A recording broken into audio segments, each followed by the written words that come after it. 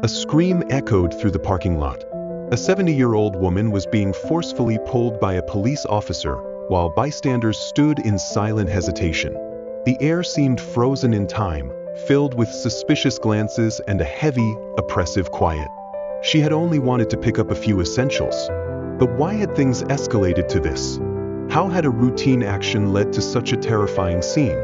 What had ignited this event, leaving everyone present stunned and questioning? A sequence of emotional, unjust, and deeply tense events is about to unfold, and you won't be able to stop following along to discover what truly happened. The story begins. That morning, the small neighborhood still carried its familiar charm, with passers-by moving along as soft sunlight filtered through the trees. Amidst the tranquility, a sleek black Maybach slowly rolled into the convenience store's parking lot. The car's presence was so striking that every gaze turned toward it. This wasn't the kind of place where such symbols of wealth were common. The car door opened, and an elderly woman, about 70 years old, stepped out. Her petite frame and gentle face, lined with the wrinkles of age, were framed by neatly tied silver hair. She wore a crisp white blouse, dark slacks, and a pair of worn shoes with scuffed soles. Each detail highlighted her modest and unassuming demeanor, a stark contrast to the opulence of the car. Eyes in the parking lot began to wander. Some glanced briefly with curiosity, while others paused entirely to take in the scene. A group of young men loitering near the entrance murmured among themselves. "Who is she? She doesn't look like someone who'd own that car." Another chimed in with a smirk. "A black woman in a Maybach? Bet it's not even hers." The elderly woman appeared unbothered by the murmurs. Holding a small basket, she walked into the store with a calm air. The door chime rang softly, announcing her entrance. Inside, she moved deliberately, selecting items one by one: a loaf of bread, a carton of milk, a few fresh red apples. Her careful actions gave the impression that each item held a special purpose. The atmosphere in the store seemed to slow with her every step, but the incongruity of her simplicity and the luxury car outside continued to pique curiosity. At the register, she approached the young cashier, her voice gentle yet clear enough to leave him momentarily flustered. "That will be $8, he said, his tone tinged with confusion as his eyes darted between her and the Maybach. The elderly woman smiled, paid the amount calmly, and exited the store, leaving a trail of unanswered questions in her wake. She walked back to the car, carefully placing her groceries on the back seat. But before she could start the engine, a commanding voice rang out, "Hold it right there." A tall police officer approached, his piercing gaze fixed on both the elderly woman and the car. His years of experience had taught him to identify suspicious signs. But here, his unease wasn't born of evidence. It stemmed from the juxtaposition of a modest elderly black woman stepping out of an opulent vehicle. "Is this your car?" he asked, his tone cold and skeptical. Maintaining her composure, she nodded. "Yes, it's mine. My son gifted it to me." But the officer's demeanor made it clear he didn't believe her. "I'll need to see some paperwork," he continued, his voice laden with implication. "This car is far too expensive, and it doesn't match someone like you." His words were more than a mere request for verification. They carried a judgment rooted in prejudice. In his mind, a black woman, especially one so unassuming, couldn't possibly own such a luxurious car legitimately. His bias painted the entire interaction. The elderly woman responded steadily, "I don't have the documents with me, but I assure you, this car belongs to me. My son bought it for me." Her explanation did little to ease his suspicion. His mind raced with images of car thefts and illegal activities, convincing him she must be lying. "I'll need to detain you for further investigation," he declared, his tone hardening. By now, a crowd had started to gather. People watched silently, some with concern etched on their faces. A middle-aged man whispered, "Why are they harassing her like this? They could just check and let her go." But his voice was lost in the thickening tension as the officer stepped closer to the woman. "Step out of the car. You're coming with me now," he barked, his voice reverberating across the parking lot. The elderly woman, though still composed, showed a flicker of weariness and disappointment in her eyes.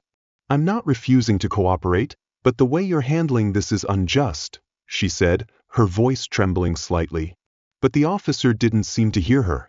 He grabbed her arm and yanked her roughly, causing her to stumble. A collective gasp rippled through the onlookers.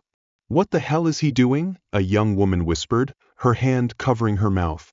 "She's just an old lady." The elderly woman struggled to keep her balance, but the officer didn't relent. He yanked harder, his voice booming as he commanded her to stop resisting.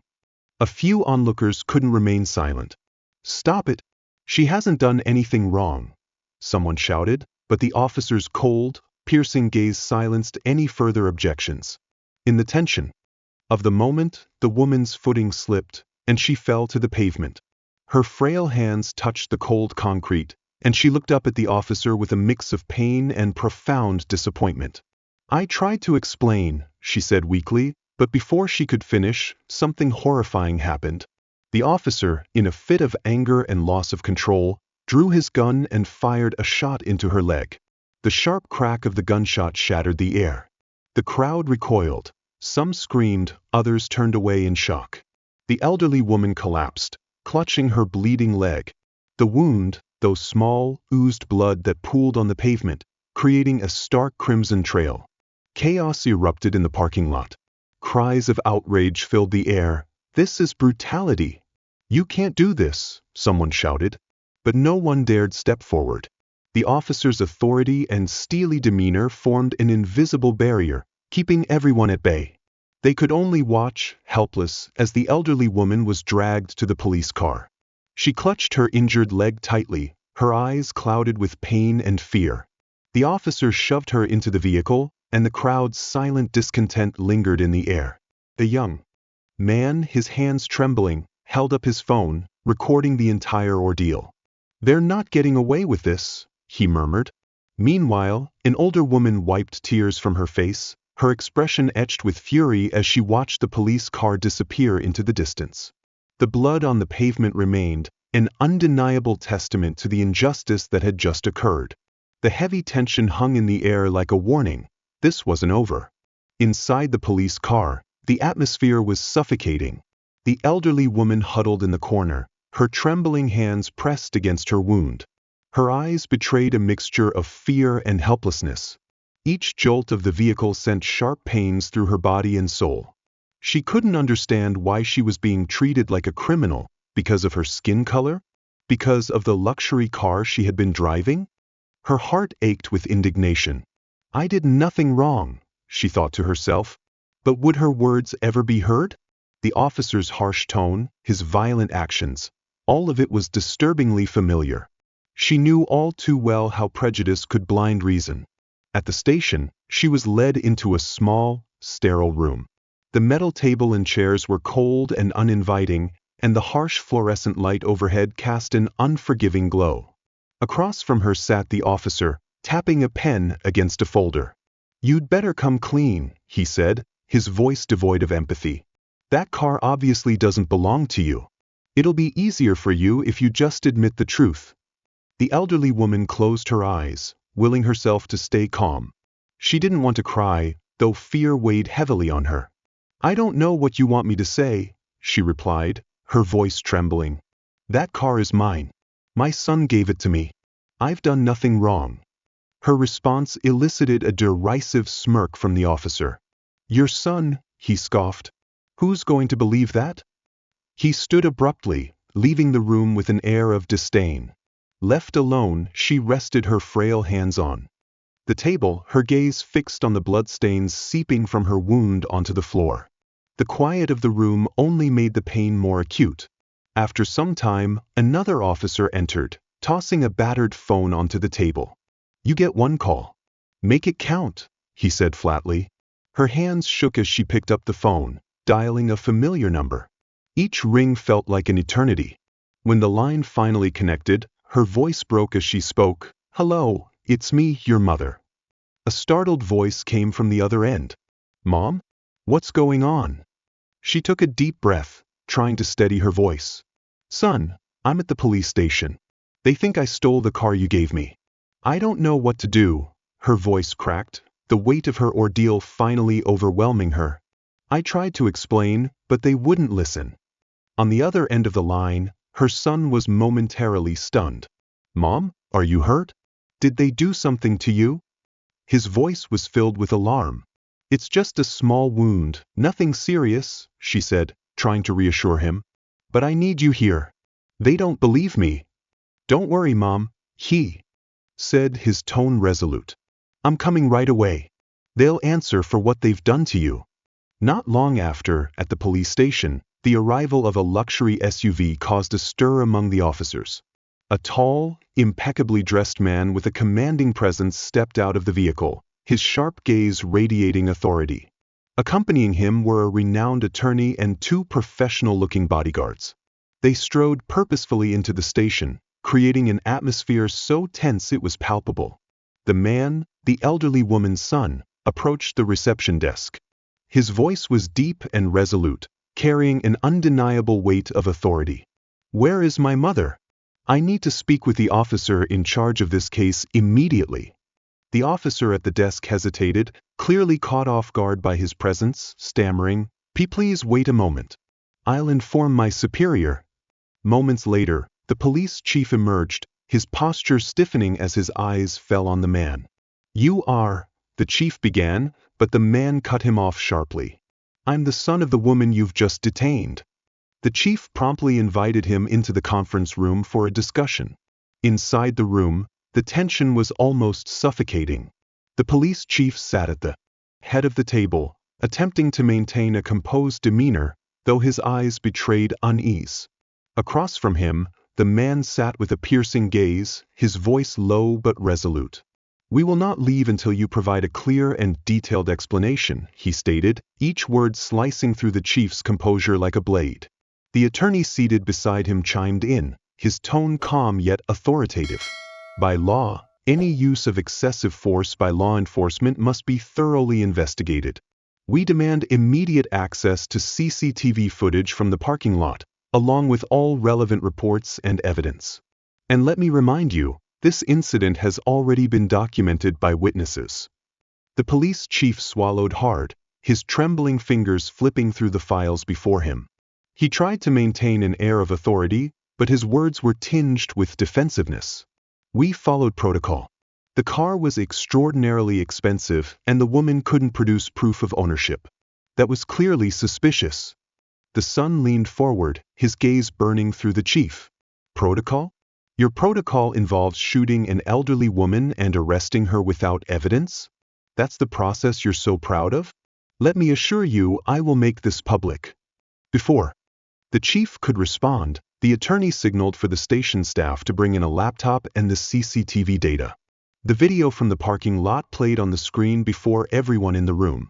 The footage delivered a devastating blow to the chief's defense. Every detail was clear.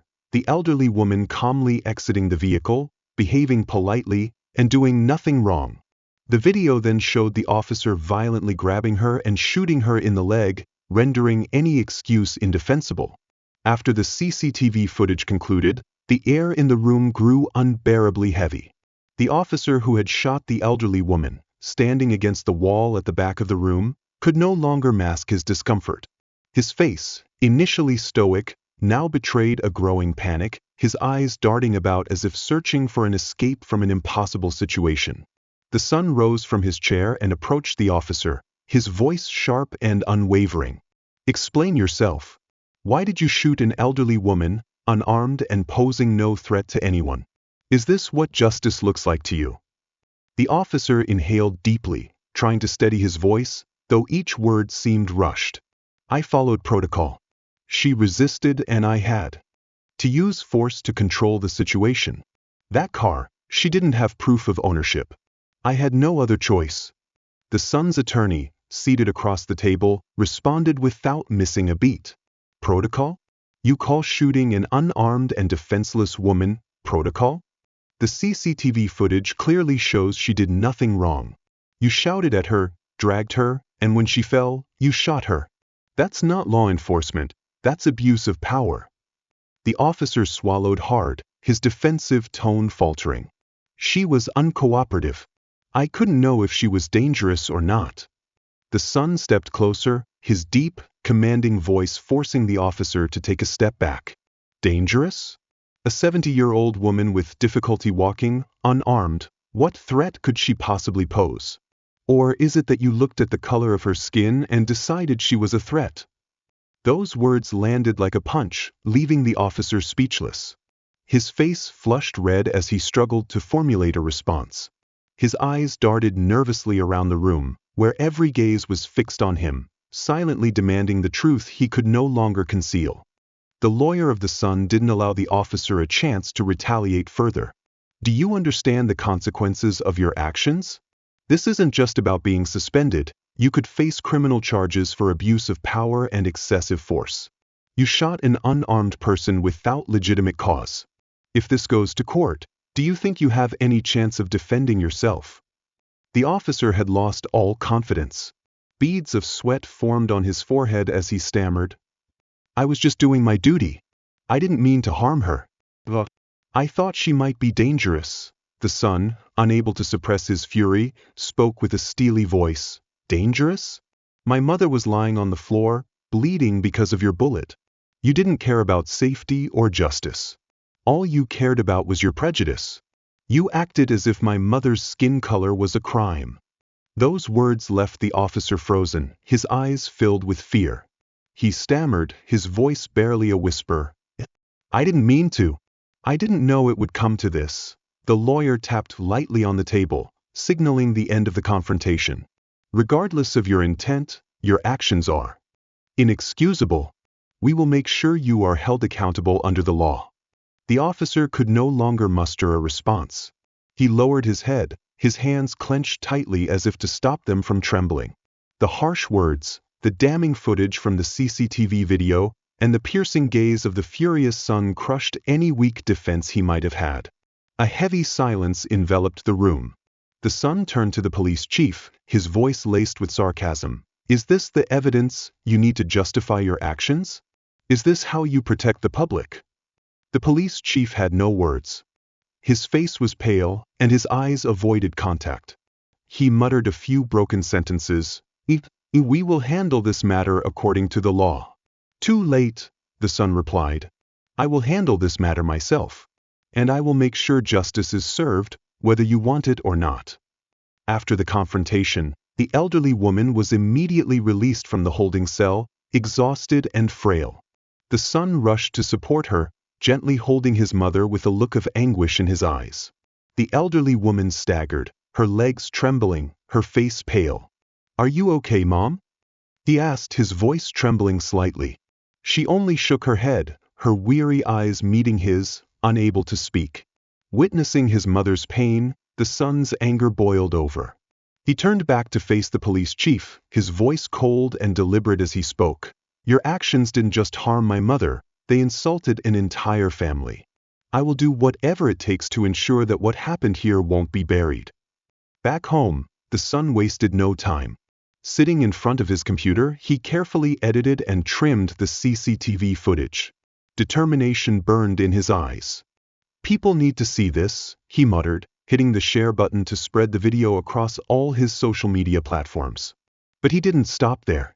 Leveraging his connections and influence, he ensured the incident reached the media. He contacted prominent journalists, providing them with all the evidence and context. News programs, front-page articles, and live television discussions centered around the case. The truth was laid bare, and a wave of public outrage targeted the police system that had allowed such injustice. This isn't just about my mother. It's a symbol of a system riddled with prejudice and injustice. And I will do everything in my power to make sure things like this don't happen again, he declared in a live interview. What started as a single incident became a symbol of the fight against bias and violence, thanks to the determination of a son who refused to accept injustice done to his mother. Within days of the CCTV video being shared online, the incident went viral. The hashtag justice for the elderly woman quickly became a trending topic across all platforms. Posts condemning the officer's violent and prejudiced actions flooded social media, garnering millions of shares and comments. The online community was outraged not only at the injustice the elderly woman endured but also at the police system's failure to represent the justice it was meant to uphold. Under intense public scrutiny, a swarm of reporters and major media outlets converged on the police precinct, demanding a press conference and full disclosure of the truth. News programs and evening talk shows dissected the incident, repeatedly airing the CCTV footage as undeniable evidence. How does a 70-year-old unarmed woman, who did nothing wrong, become the target of such violence? Is this how we protect our citizens? Sharp questions like these flooded the airwaves, leaving the police department defenseless. The officer who had fired the shot at the elderly woman became the focal point of nationwide outrage. His name and photographs spread like wildfire, accompanied by public condemnation and even threats. Each day, his phone was inundated with messages like, "You don't deserve to wear that uniform," and "We won't let you get away with this." Fear and mounting pressure rendered him a recluse, too terrified to leave his home. Once a confident figure, his demeanor now reflected exhaustion and despair. Meanwhile, the precinct, once a symbol of law and order, found itself at the heart of a public reckoning. Crowds gathered outside, holding signs that demanded justice. No justice, no peace, and end police brutality. Chants echoed through the streets, shaking the foundations of the precinct and forcing the police chief into urgent action to address the growing unrest. Finally, bowing to public pressure, the precinct held a public press conference, admitting their missteps. The press room was packed to capacity with reporters, camera flashes illuminating the tense atmosphere. The police chief, visibly strained, sat at the microphone, his voice steady but laden with unease. "We acknowledge serious errors in handling the case involving the elderly woman. The use of force was unnecessary and violated protocol. The officer in question has been placed on indefinite suspension and will face an internal investigation." He paused, struggling to maintain composure as reporters bombarded him with questions. "We are committed to internal reform and additional training to ensure incidents like this never happen again." The apology and promises of reform tempered some of the outrage, but many felt it was insufficient to atone for the pain inflicted on the elderly woman. Questions about systemic accountability remained, demanding answers and tangible change. As public attention shifted toward broader demands for systemic reform, the officer who fired the shot faced severe personal consequences. Stripped of his badge and firearm, he was placed on indefinite leave and faced the threat of criminal prosecution. Each day, he grappled with the ramifications of his actions, haunted by the incident and tormented by the relentless public backlash. He refrained from opening his door or making eye contact with neighbors, knowing his name had become synonymous with abuse of power and prejudice. Sleepless nights became his new normal as the moment he pulled the trigger replayed endlessly in his mind, a decision he had once rationalized as following protocol. Now, he could no longer convince himself it was justified. The public's outrage, his colleagues' disappointment, and the haunting image of the elderly woman collapsing in a pool of blood weighed heavily on him, an inescapable burden. The incident extended far beyond the individual story of an elderly woman and a single officer. The CCTV footage, the emotionally charged interviews with her son, and the collective fight of a community turned this tragedy into a powerful symbol of justice and accountability. Millions of people had seen the truth unfold on their screens, sparking a national conversation about prejudice, abuse of power, and the urgent need for reform. The woman's son did not stop at exposing the truth. He tirelessly advocated for systemic changes, leveraging his influence and resources to fund programs addressing implicit bias and abuse of authority within law enforcement. The truth is that justice can't be achieved by condemnation alone. We need to tackle these issues at their root. "I am committed to doing everything in my power to ensure that happens," he declared passionately. The elderly woman's story became a poignant reminder that justice must be pursued not only through legal channels but also through the collective awakening of society. Though the officer faced the consequences of his actions, the broader lessons of accountability and human rights would resonate far beyond this single case. In the days following the revelation of the truth, the elderly woman returned home to the embrace of her loving family. Yet the scars she bore were not easily forgotten. While her injured leg was bandaged and gradually healing, the emotional wounds lingered deeply. The moments at the police station, the suspicious glare of the officer, and the shock of being shot in the leg were indelible, invisible wounds that weighed heavily on her heart whenever night fell. Her son remained by her side, never straying far. He understood that, even though justice had been served, the pain she endured couldn't be erased by the law or public opinion. Patiently, he listened to his mother recount her feelings of helplessness and the humiliation she had suffered. "Son, I know you've done everything to protect me," she said one evening as they sat together. "But sometimes I wonder, why do people treat each other this way? Why can't they see each other with compassion?" Taking her hand in his gaze was filled with empathy. "Mom, you've always taught me that pain can become a source of strength if we use it to change the world. Let your story inspire others to rise up." In the days that followed, the elderly woman began taking small steps to confront her trauma. The community's support extended far beyond sympathetic messages on social media. Strangers, community organizations, social activists, and ordinary citizens sent letters of encouragement or visited her to express their respect. They shared how her story was not just a tragedy but a call to reflect on how society treats its most vulnerable members. "People have shown me that solidarity has a power greater than any fear," she told her son one morning as she read letters sent from all over. A young woman wrote that she had found the courage to speak out against injustices she had faced. A middle-aged man confessed that her story made him realize that remaining silent in the face of injustice was tantamount to enabling it. These words of encouragement, like drops of water on parched soil, slowly began to soothe the burning pain in her heart. She came to see that her story was not just a personal wound but a beacon of hope for others. The elderly woman decided to share her story at community gatherings. At first, she hesitated, unsure of herself. "Do you think I can do it? I'm not used to speaking in front of crowds," she asked her son. He smiled reassuringly. "Mom, just speak from the heart. What you've been through will naturally resonate with people." At her first event, she stood before a room filled with people, her heart pounding in her chest.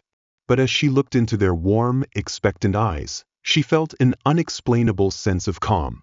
She recounted her story, the pain, the injustice, and the moments of hope she had found in her family and community.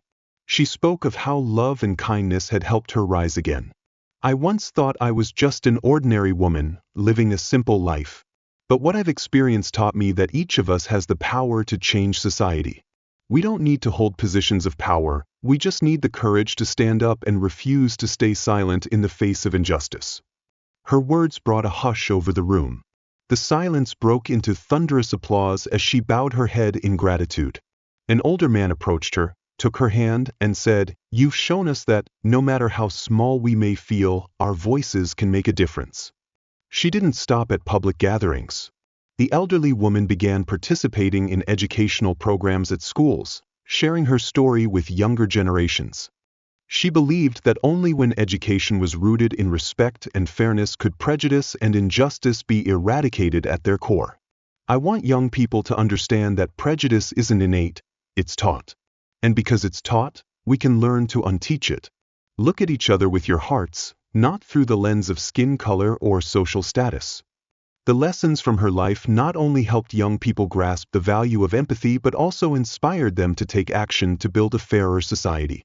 Drawings of her, essays about her story, and her message of resilience and hope flooded social media, making her a living symbol of courage and optimism. This story serves as a powerful reminder of empathy, justice, and the courage to speak out against injustice. If you were the son in this story, what would you do to protect your loved one? Have you ever witnessed or experienced injustice and chosen to take a stand? Share your thoughts in the comments. Every story has the potential to inspire someone else.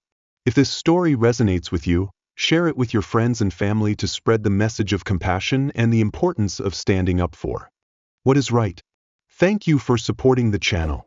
Please like, share, and subscribe to receive the latest updates. The stories are collected from various sources and do not represent any individual or organization. They are shared with the intention of spreading human values in life and have been rewritten with the support of AI. If there are any mistakes, kindly overlook them with understanding. Wishing you all the best in life.